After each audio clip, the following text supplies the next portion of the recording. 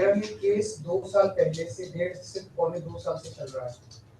17 अगस्त को 2022 को सीबीआई की पहली केस फाइल हुआ था और 22 अगस्त 2022 को पीसीआर फाइल हुई थी ईडी में। मुझे गिरफ्तार किया गया है। ना तो किसी कोर्ट ने मुझे दोषी करार दिया है, ना मेरे ऊपर कोई मुकदमा चला है, ना मेरे ऊपर कोई आरोप तय हुए हैं, ना मेरे ऊपर कोई आरोप नहीं है। अभी तक इस केस में सीबीआई 31,000 पेज फाइल कर चुकी है कोर्ट में और 294 विटनेसेस को एग्जामिन कर चुकी है। ईडी लगभग 162 विटनेसेस को एग्जामिन कर चुकी है और 25,000 पेजेस फाइल कर चुकी है। इन सारे विटनेसेस और सारे कागजों को मिला के मुझे क्यों गिरफ्तार किया गया है?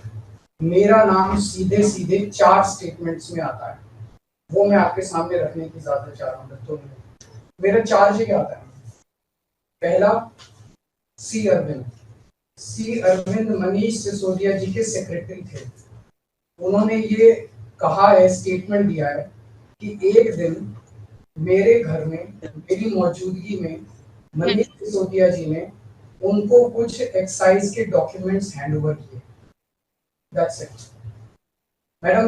उन्होंने ये नहीं कहा कि मेरी मौजूदगी में कोई पैसे दिए, कोई ऐसा कोई आरोप नहीं है। मेरी मौजूदगी में सी अरविंद को मनीष सिसोदिया जी ने एक्साइज के कुछ डॉक्यूमेंट्स दिए।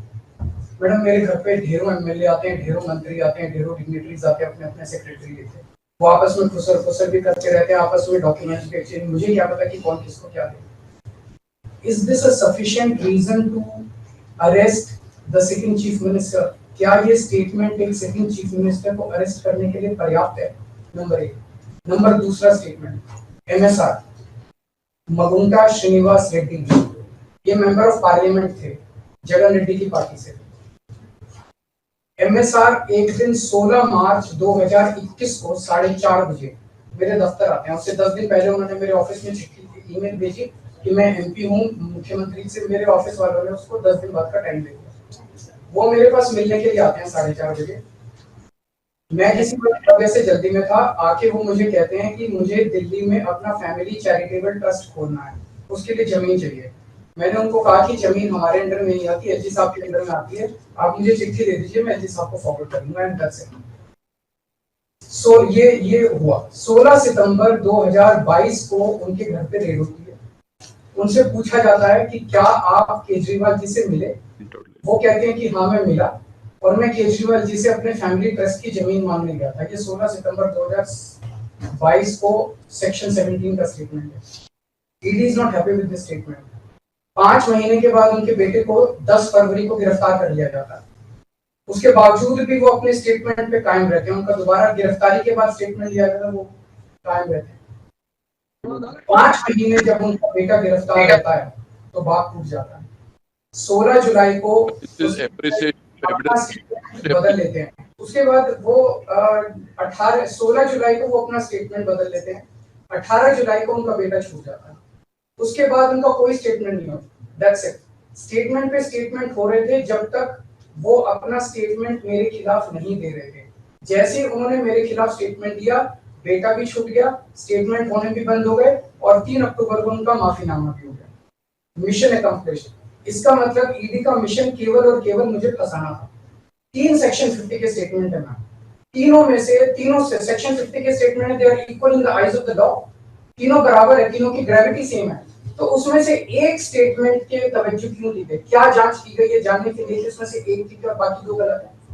जो 25,000 पेज ईडी ने फाइल किए हैं कोर्ट के अंदर, उन 25,000 में जो केजरीवाल के खिलाफ वाला स्टेटमेंट है केवल वो लगाया गया, बाकी दोनों स्टेटमेंट दबा दिए गए। क्यों मैम? कोर्ट के सामने तीनों स्टेटमेंट लाए जाने चाहिए थे ताकि कोर्ट डिसाइड कर ले सच्चाई क्या है। चलिए ठीक है। 1 मिनट मैम। तीसरा स्टेटमेंट है उनके बेटे का, राघव मगुंटा से 16 सितंबर को उसके घर पे जब रेड होती है उनसे स्टेटमेंट लेते हैं। He says whatever his father had said। उसके बाद 10 फरवरी को उनको अरेस्ट किया जाता है। उसके बाद उनके 5 स्टेटमेंट्स होते हैं। पांचों स्टेटमेंट्स में वो वही बोलते हैं जो पहले बोला। फिर 5 महीने तक वो जेल में रहते हैं। उसके बाद जब 16 जुलाई को उनके पिताजी स्टेटमेंट बदलते हैं तो 18 जुलाई को उनको छोड़ दिया जाता है। तो 7 स्टेटमेंट्स उनके हुए, 6 में वो मेरे खिलाफ नहीं बोलते, 7वें में जैसे ही मेरे खिलाफ स्टेटमेंट देते हैं उनका उसके बाद कोई स्टेटमेंट नहीं होता, उनको जेल में डाल दिया जाता है, उन्हें माफीनामा दे दिया जाता है। तो जो 6 स्टेटमेंट्स हैं ये रिकॉर्ड पे नहीं लाए जाते। चौथा है शरद रेड्डी। शरद रेड्डी के केस में 16 सितंबर को उसको अरेस्ट किया गया, 16 सितंबर को उसकी रेड हुई, उसने मेरे खिलाफ कुछ नहीं बोला। 9 नवंबर को उसका स्टेटमेंट लिया, उसने कुछ नहीं बोला। 10 नवंबर को उसकी अरेस्ट हुई, उसके बाद उसके 9 स्टेटमेंट्स होते हैं मैम, 9 स्टेटमेंट्स वो मेरे खिलाफ नहीं बोलता। उसके बाद 6 महीने उसको अरेस्ट करने के बाद 25 अप्रैल को टूट जाता है और वो केवल इतना कहता है कि मैं विजय नायर के साथ मिलने सीएम साहब के पास गया था, सीएम साहब जल्दी में थे, सीएम साहब ने कहा कि विजय के टच में रहो, विजय अच्छा लड़का है। मैं केवल ये जानना चाहता हूं कि क्या ये 4 स्टेटमेंट्स एक सिटिंग चीफ मिनिस्टर को अरेस्ट करने के लिए मैम 2 मिनट दे दीजिए, कि ये पर्याप्त है? नंबर 1। नंबर 2, जो 30,000 पेज फाइल किए गए हैं, ये 30,000 पेज के अलावा 1 लाख पेज ईडी के दफ्तर में जो हमारी बेगुनाही के सबूत है मैम, उनको कोर्ट के सामने नहीं लाया गया।